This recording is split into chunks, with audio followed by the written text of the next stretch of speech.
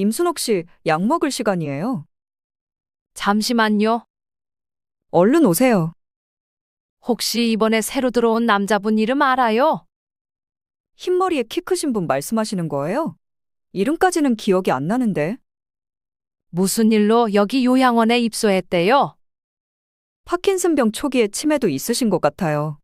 근데 첫날부터 어찌나 난폭하던지 저희 전부 다 진땀 뺐다니까요. 아는 사람이에요? 어딘가 낯이 익어서요. 설마 그 많은 요양원 중에 아는 사람이 여기로 들어왔겠어요? 그렇겠죠? 방금 대화 속 주인공 임순옥 할머니와 요양보호사입니다. 임씨 할머니는 6개월 전에 요양원에 입소했습니다. 신호를 무시하고 불법 우회전을 하던 오토바이에 치여 그만 한순간에 거동이 불편해졌기 때문이었습니다. 불행 중 다행으로 아주 큰 사고는 피했지만 이 사고 이후 임씨 할머니는 누군가의 도움이 없이는 일상생활을 할 수가 없었습니다.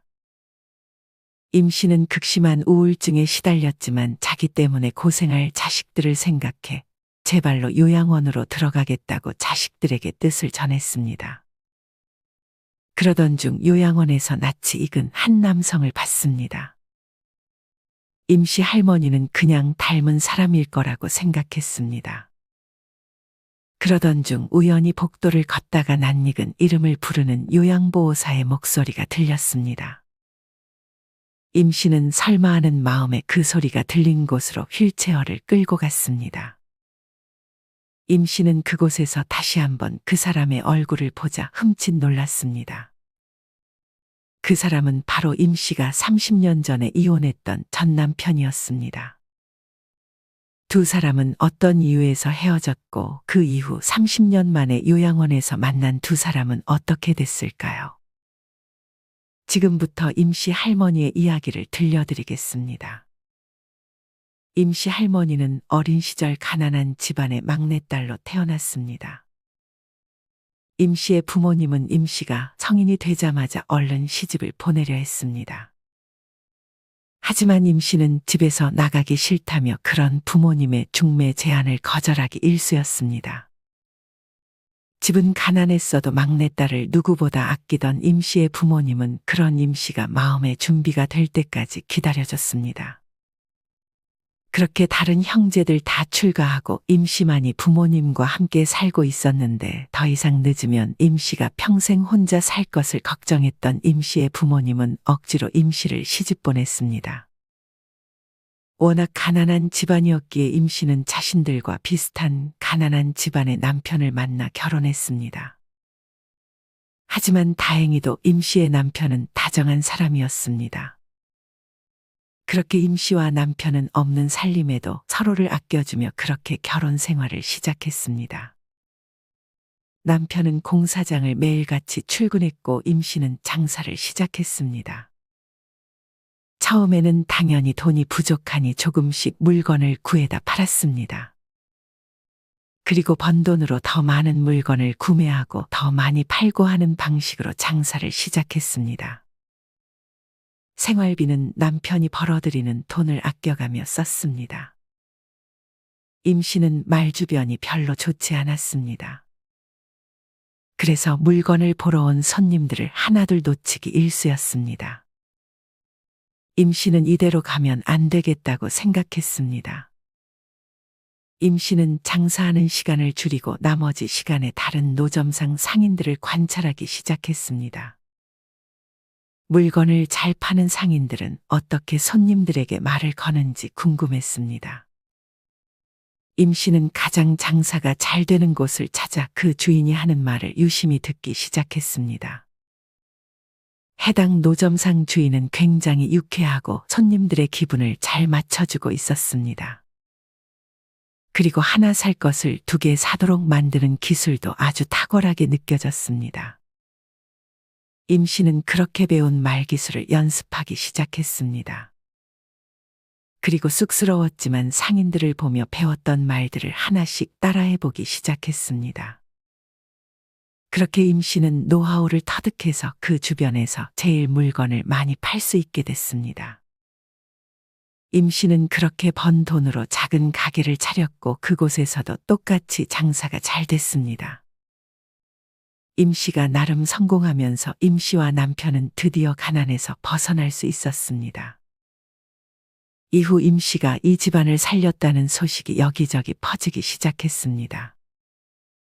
임 씨는 자신이 자랑스러웠습니다. 하지만 남편의 생각은 달랐습니다. 남편은 점점 임 씨에게 열등감을 느끼기 시작했습니다. 이전에 임 씨는 남편과 아들과 딸 하나씩을 낳았습니다. 남편과 임 씨가 일을 하는 동안에는 임 씨의 시어머니가 아이를 돌봐줬습니다. 임 씨의 시어머니는 처음에는 임 씨가 나가서 일하는 것을 반대했지만 점점 임 씨가 성과를 내는 것을 보고 장사 체질이라고 생각해 그냥 임 씨가 하는 것을 지원해줬습니다. 임 씨가 가게를 차릴 때쯤 시어머니가 지병으로 세상을 떠났습니다. 임 씨는 남편과 얘기했습니다. 지금 내 가게가 잘 되니까 당신이 집에서 쉬면서 아이들을 돌보는 게 어때요? 임 씨는 현실적으로 남편에게 조언했습니다. 하지만 남편은 그게 또 자존심이 상하는 듯 했습니다. 이때 임 씨는 거의 남편의 수입의 3배 정도를 벌었기 때문에 남편이 쉬는 것이 합리적이었지만 남편은 주변을 의식해 망설였습니다. 남편은 임 씨의 가게를 자기가 운영하겠다고 했지만 그러면 금방 가게가 망해버릴 것을 임 씨는 직감했습니다. 결국 임 씨의 뜻대로 남편은 쉬면서 집에서 아이들을 돌보고 임 씨가 나가서 돈을 벌어왔습니다. 하지만 남편의 임 씨를 향한 열등감은 더욱 심해졌습니다. 임 씨는 그런 남편의 마음을 읽지 못하고 집에 들어왔을 때 정리가 안 되어 있거나 하면 잔소리를 했습니다. 나도 지금 노력하고 있다고. 당신만 잘났어? 내가 언제 나보고 잘났다고 했어요? 그냥 집 치우는 건 당신 몫인데 안 되어 있으니까 그런 거죠. 날이 갈수록 임 씨는 남편과 다투는 시간이 늘어갔습니다. 임 씨는 자신을 배려해 주변 사람들에게 무시까지 당하면서 집에서 살림과 육아를 하는 남편이 마음속으로는 고마웠지만 그것을 겉으로 표현하지 않았고 남편은 점점 임 씨까지 자신을 무시한다고 생각했습니다. 그렇게 임 씨의 아들과 딸이 고등학교에 올라가기 전 어느 날이었습니다. 임 씨는 그날 몸이 조금 안 좋아 일찍 퇴근을 하고 집에 들어왔습니다. 아이들은 아직 학교에서 돌아오지 않을 시간이었습니다. 원래는 남편이 집에 있어야 하는데 집안에 아무도 없었습니다. 그리고 집이 아주 더러웠고 누군가 짐을 싼 흔적까지 있었습니다. 임 씨는 열이 나서 누워있고 싶었지만 무슨 영문인지 몰라 집을 살폈습니다. 확인해보니 남편의 짐과 집안의 살림들이 많이 사라져 있었습니다. 임 씨는 직감적으로 남편이 집을 나갔다는 사실을 알게 됐습니다. 임 씨가 몰래 숨겨두었던 비상금까지 챙기고 남편은 집을 나가버렸습니다. 나중에 알고 보니 임 씨의 남편은 다른 여자와 바람을 피고 있었습니다. 남편이 만난 여자는 임 씨와는 달리 남편의 자존감을 높여주는 사람인 듯 했습니다. 임 씨는 그렇게 먼저 집을 청소했습니다. 그리고 며칠이 지나도 남편은 돌아오지 않았고 임 씨는 자식들에게도 이 사실을 조심스레 전했습니다. 이때부터 임 씨는 밤마다 눈물을 흘리며 남편을 증오하며 그리워했습니다. 그러면서 일을 하며 악착같이 자식들을 키워냈습니다. 이제 그만 잊어요, 엄마. 그래요. 저희 버리고 도망간 사람이에요. 이젠 그냥 남보다 못한 사이예요. 자식들은 가끔 아빠 얘기를 하는 임 씨에게 그만 잊으라고 조언했습니다. 그렇게 오랜 시간이 흘러 임 씨의 자식들은 어느덧 취직도 하고 결혼도 했습니다. 임 씨는 이때까지도 가게에 출근해 장사를 하며 집이 가까웠던 자식들의 아이들까지 봐줬습니다. 시간이 어찌나 빠르던지 손주들은 금세 자랐습니다. 손주들도 이제 학교에 들어갈 쯤에 임 씨는 가게를 정리했습니다. 세월의 변화에 따라가지 못해 임 씨의 가게도 이제 더 이상 적자를 면치 못했습니다. 다행히 그래도 그동안 모아놓은 돈이 있어 남은 노후는 평안하게 지낼 수 있었습니다. 그렇게 임 씨는 이제 가게에도 나가지 않고 손주들도 자기 손을 떠나자 한가한 날들이 늘었습니다.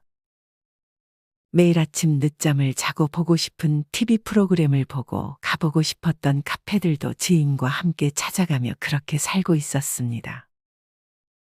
걷는 것을 특히나 좋아했던 임 씨는 이날도 시내를 홀로 걷고 있었습니다. 그러던 중 우연히 전 남편과 비슷한 사람의 행색을 본 것 같아 임 씨는 순간 고개를 휙 돌렸습니다. 물론 시간이 많이 흐르긴 했지만 키나 체격, 헤어스타일을 봤을 때 전 남편인 듯 싶어 임 씨는 자연스럽게 발걸음을 돌렸습니다.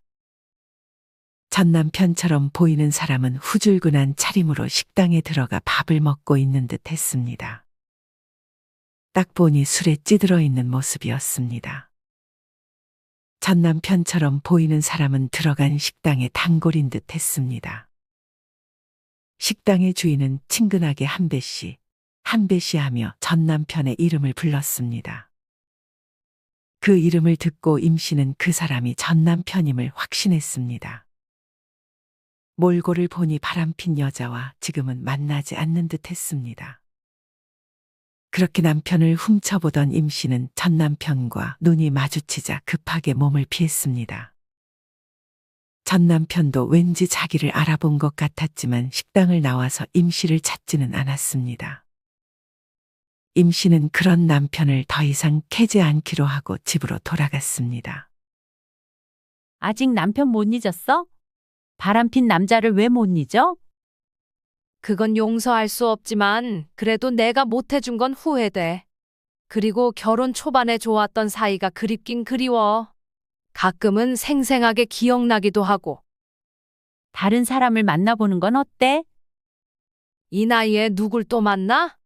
그럴 생각은 없어. 너는 지금 만나는 할아버지랑 어때? 만난 지 벌써 3개월 지났다고 했나? 그쯤 됐지. 외롭지 않고 좋아. 나도 남편이랑 사별한 지 30년 동안 다른 사람 못 만날 거라고 생각했는데 막상 새로운 사람 만나보면 그 전에 만나던 사람은 기억도 안 난다니까? 임 씨는 얼른 새로운 사람을 만나보라는 지인의 말을 별로 귀담아 듣지 않았습니다. 이후 독립한 아들에게서 연락이 왔습니다. 여보세요? 엄마, 최근에 우리 집에 그 사람이 찾아왔어요. 그 사람? 네 아버지 말하는 거야? 아버지라는 말 꺼내지도 마세요. 알았어. 근데 그 사람이 너네 집을 어떻게 알고 찾아왔어? 그건 저도 모르죠. 어쨌든 저랑 아내 그리고 아이들까지 다 있는 주말에 찾아와서 저한테 수술비를 요구하더라고요. 왜? 어디 아프대? 그것까진 물어보지 않고 전 그냥 돈 없다고 돌려보냈어요. 그냥 엄마 집에도 찾아갈 수 있으니 미리 말씀드리는 거예요. 임 씨는 그런 전 남편이 괘씸하면서도 걱정을 하기도 했습니다. 임 씨는 그냥 그간 정 때문이라고 생각했습니다. 다음에 오면 수술비를 건네라고요? 수술비는 엄마가 줄게. 그걸 왜 줘요?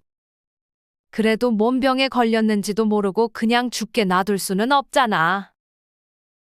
임 씨는 정확히 수술비가 얼만지는 몰랐지만 넉넉히 봉투에 넣어 아들의 집에 찾아와 건넸습니다. 또 올지는 모르겠는데 다음에 오면 줄게요. 대신 이번이 마지막이에요. 더는 그 사람과 엮이지 말자고요. 임 씨는 그렇게 말하는 아들을 이해했습니다. 그래.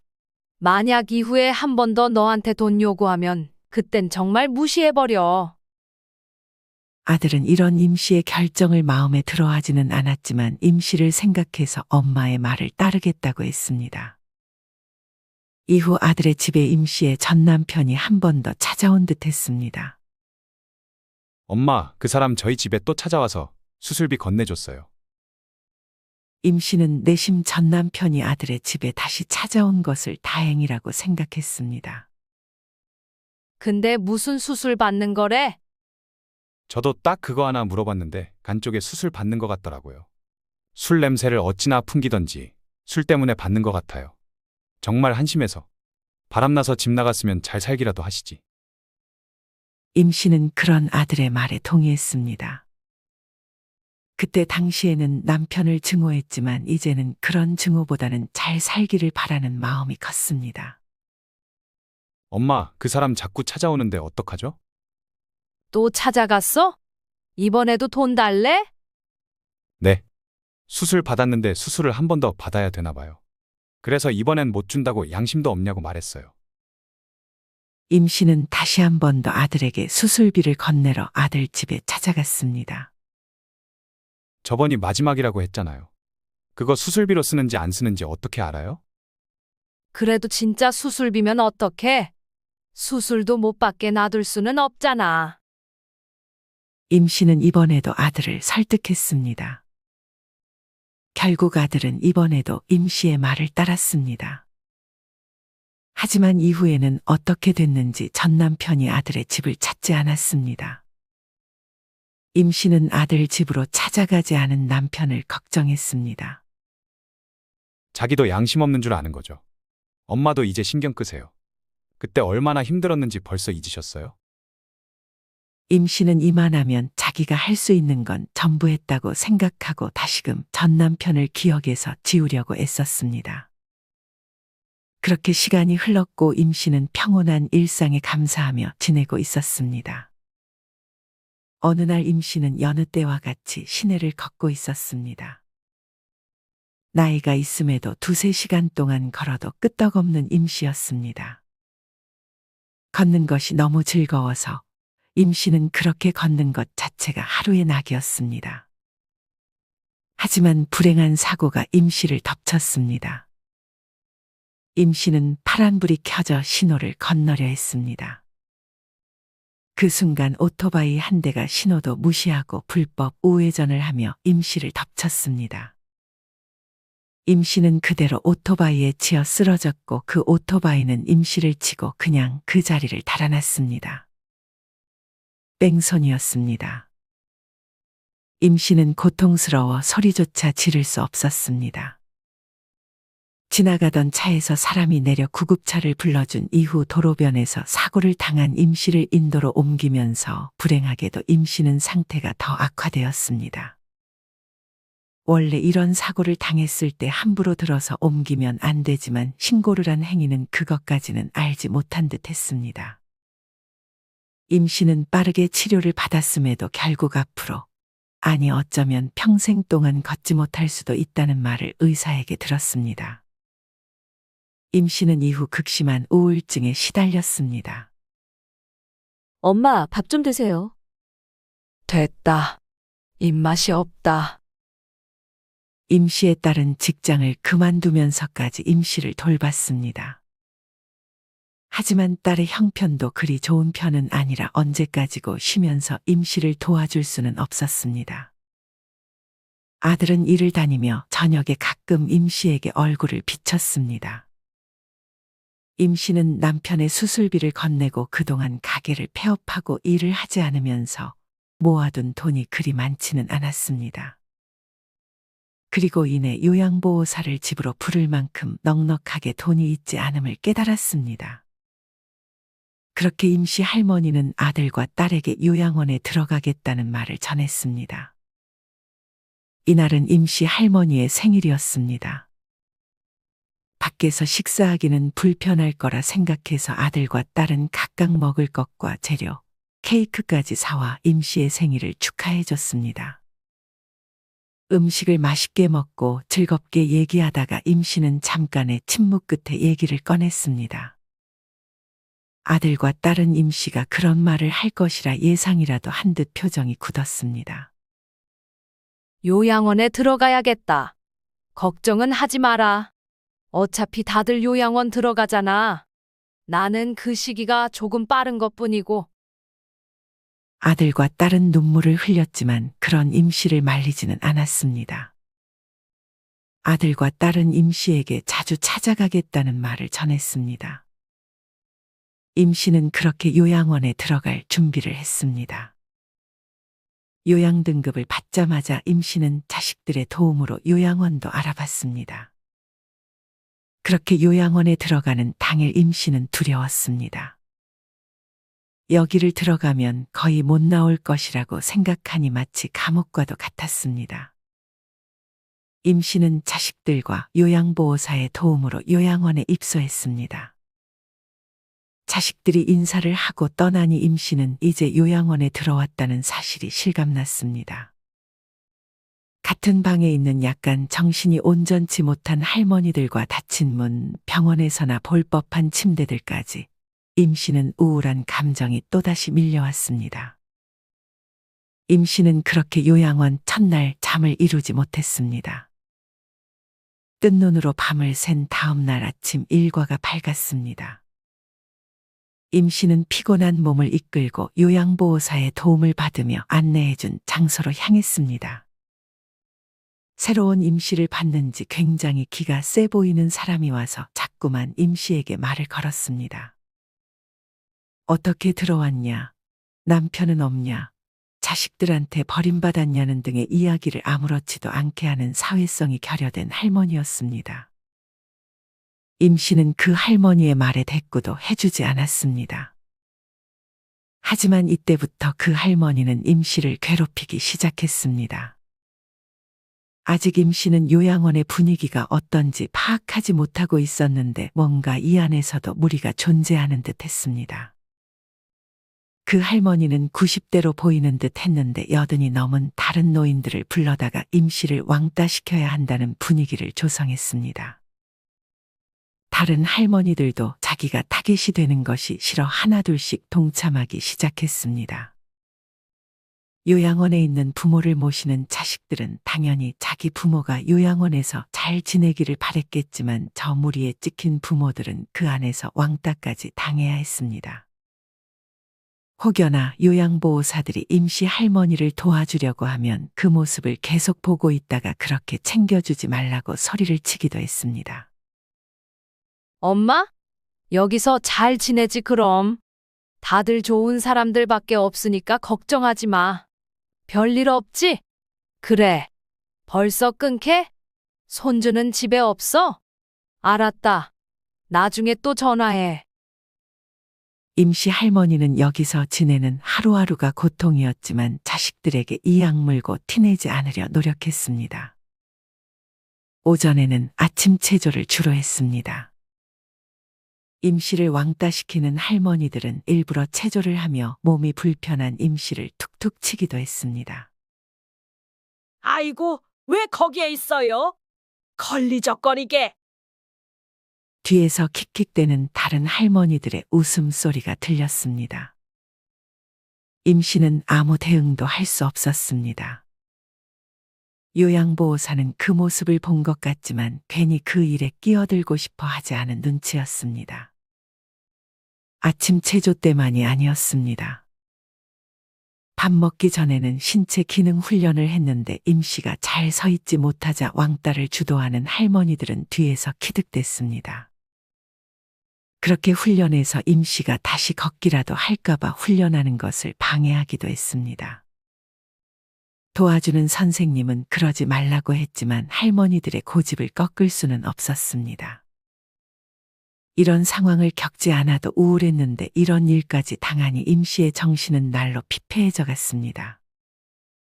임씨가 있던 요양원에는 원래 있던 사람이 세상을 떠나거나 다른 곳으로 옮겨지면서 새로운 사람들이 들어왔습니다. 매번 들어오는 사람들의 표정은 그리 좋지 못했습니다. 임씨는 그렇게 새로 들어온 사람들에게 동질감을 느끼며 잘해주고 싶었습니다. 하지만 당연히 그 모습을 왕따를 주도하는 할머니들이 곱게 보지 않았습니다. 날로 임씨에 대한 괴롭힘이 심해져 가던 그때 임씨가 머무르는 요양원에 한 남자가 들어왔습니다. 정상적으로 걷지 못했던 그 남자는 일과 중간에 합류를 했습니다. 임씨는 어딘가 그 남자가 낯이 익었습니다.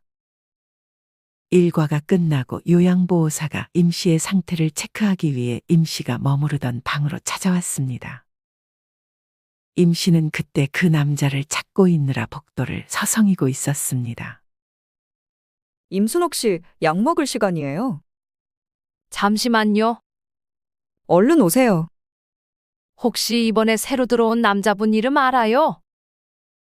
임 씨는 혹시나 하는 마음에 요양보호사에게 물었습니다. 흰머리에 키 크신 분 말씀하시는 거예요? 이름까지는 기억이 안 나는데. 무슨 일로 여기 요양원에 입소했대요? 파킨슨병 초기에 치매도 있으신 것 같아요. 근데 첫날부터 어찌나 난폭하던지 저희 전부 다 진땀 뺐다니까요. 아는 사람이에요? 어딘가 낯이 익어서요. 설마 그 많은 요양원 중에 아는 사람이 여기로 들어왔겠어요? 그렇겠죠? 임 씨는 아닐 거라고 생각하고 애써 신경을 다른 데로 돌렸습니다. 하지만 임 씨는 그 남자가 자꾸만 신경이 쓰였습니다. 그렇게 어떻게든 그 남자의 이름을 알아내려고 임 씨는 다음날 그 주변을 서성거렸습니다. 요양보호사 한 명이 그 남자가 있던 방으로 들어가더니 남자의 이름을 드디어 불렀습니다. 김한배 씨, 약 드실 시간이에요. 이름을 듣고 임 씨는 확신했습니다. 그 남자가 바로 임 씨의 전 남편이라는 사실을 말이죠. 임 씨는 조용히 그 남자를 지켜봤습니다. 말이 약간 어눌한 듯 했고 어딘가를 초점 없이 응시하고 있었습니다.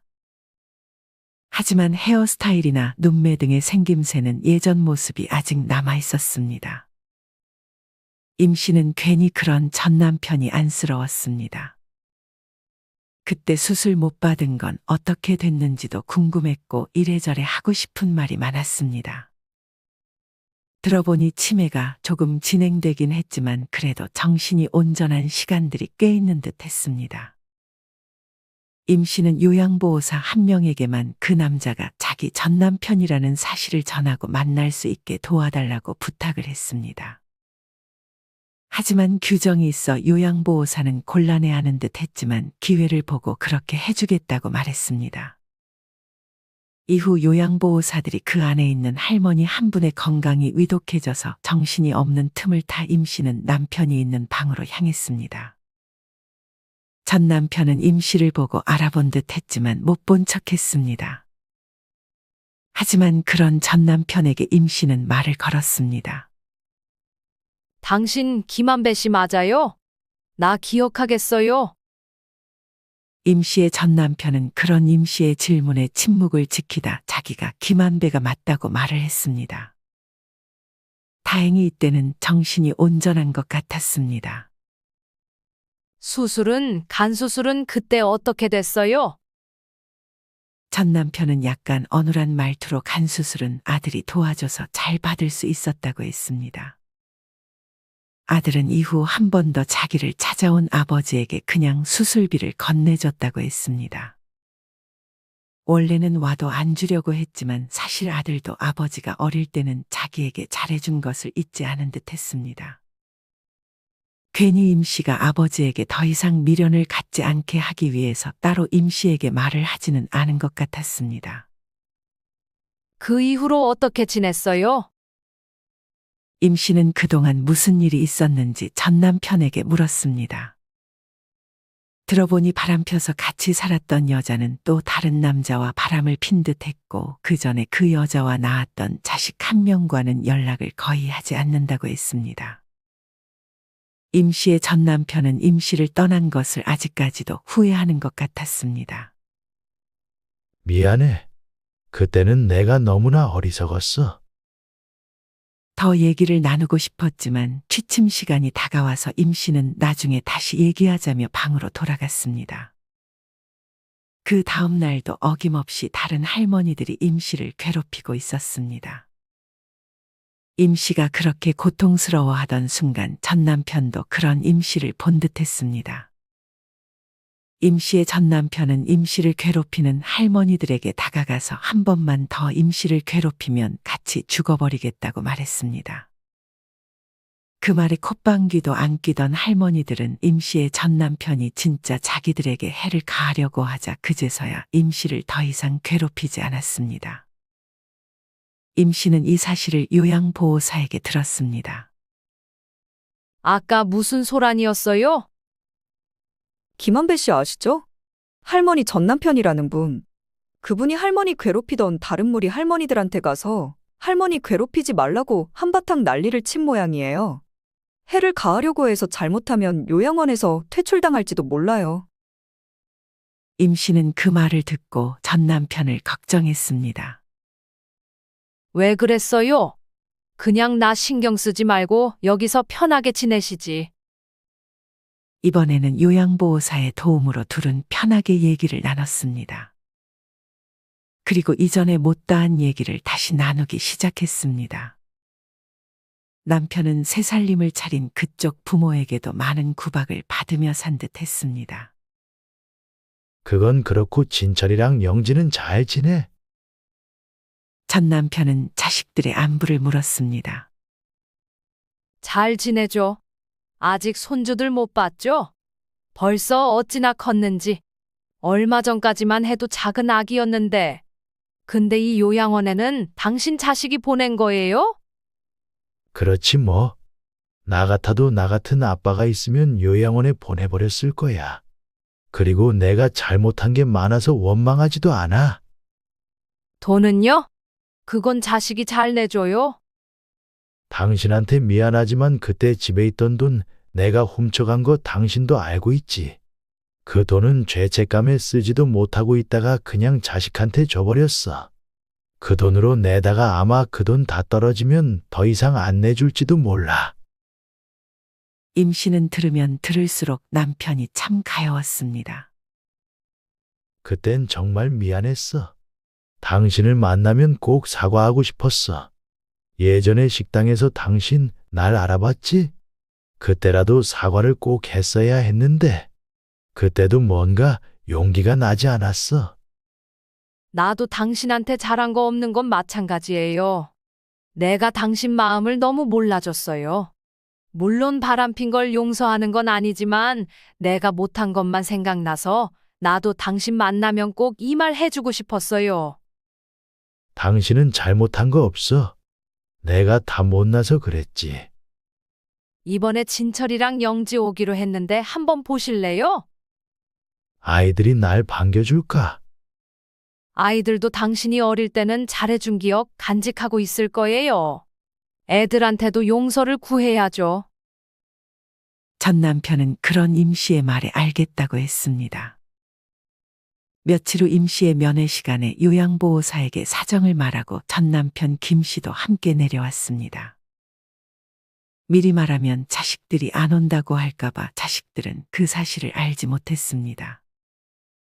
자식들은 처음에 아버지의 모습을 알아채지 못하는 듯 경계했습니다. 왔니? 이분은 너네 아빠다. 자식들은 왜 아빠가 여기 있나 싶어 현실 감각이 떨어지는 듯한 표정을 지었습니다. 전 남편 김 씨는 자식들을 보자마자 눈물을 흘리며 사과했습니다. 미안하다. 죽을 때까지 이 아빠를 평생 용서하지 마라. 임 씨의 딸은 왜 이 사람이 여기 있냐며 소리를 질렀고 아들은 말없이 눈물을 흘렸습니다. 아무래도 첫째였던 아들은 아직 마음속에 아빠와의 추억이 많이 남아있는 듯 했습니다. 그렇게 면회 시간 막바지가 되자 다들 조금 마음이 가라앉은 듯 차분하게 얘기를 나눴습니다. 많은 말들이 오가진 않았지만 아들은 아빠를 용서하는 듯 했고 딸은 요양원에 엄마와 아빠가 같이 있는 것이 영 불안하게 느껴진 것 같았습니다. 그렇게 딸은 다시 화가 났는지 다시는 요양원에 찾아오지 않겠다고 말하고 나가버렸습니다. 임 씨는 딸의 마음을 이해했습니다. 그건 전 남편 김 씨도 마찬가지였습니다. 그리고 일주일 뒤에 하루에만 2명의 응급 환자가 발생한 듯 보였습니다. 한 명은 임 씨에게 왕따를 주도하던 90대 할머니였습니다. 90대 할머니는 잠을 청하는 사이에 이미 숨을 거둔 듯 보였습니다. 다른 한 명은 남자로 보이는 듯 했습니다. 임 씨는 내심 전 남편은 아닌지 불안에 떨어야 했습니다. 그날 일과 시간에 전 남편의 모습이 보이지 않아 임 씨는 자신들의 사연을 아는 요양보호사에게 물었습니다. 미리 말 못해서 미안해요. 새벽에 응급실을 갔는데 아직 깨어나지 못하는 중인가 봐요. 임 씨는 일과도 내팽개치고 응급실로 자신을 보내달라고 했습니다. 하지만 규정상 그럴 수는 없는 노릇이었습니다. 임 씨는 계속해서 전 남편의 소식을 물었습니다. 임 씨에게 소식을 전하려던 요양보호사의 표정을 보고 임 씨는 직감했습니다. 놀라지 말고 들으세요. 오늘 밤에 숨을 거두셨다네요. 임 씨는 그 자리에서 한참을 펑펑 울었습니다. 그곳에 있는 다른 할머니들도 정확한 내막은 모르지만 아무도 그렇게 펑펑 우는 임 씨를 방해하지 않았습니다. 이후 아들과 딸이 요양원에 찾아왔습니다. 엄마, 이제 나와서 저희랑 같이 살아요. 갑자기 그게 무슨 소리야? 같이 살자니? 자식들은 이전에 아버지와 통화를 했다며 그때 전 남편 김 씨는 자식들에게 임 씨가 이 안에서 왕따를 당하고 힘들어하는 것 같다며 자신의 전 재산을 줄 테니 임 씨를 집으로 모시고 요양보호사를 부르라고 했습니다. 네 아버지가 돈이 어디 있다고? 사실 전 남편 김 씨는 바람핀 여자와 낳은 자식에게 재산을 다 주지는 않았고 혹시 몰라 통장에 돈을 아무도 몰래 남겼다고 했습니다. 임 씨를 혹시라도 만나게 되면 나중에라도 임 씨에게 도움을 주고 싶은 마음에 돈을 모았던 것이었습니다. 이 돈으로 수술비를 낼 수도 있었지만 왠지 그 돈만큼은 건들지 않고 싶다는 생각에 수술비는 아들에게 부탁했던 것이었습니다.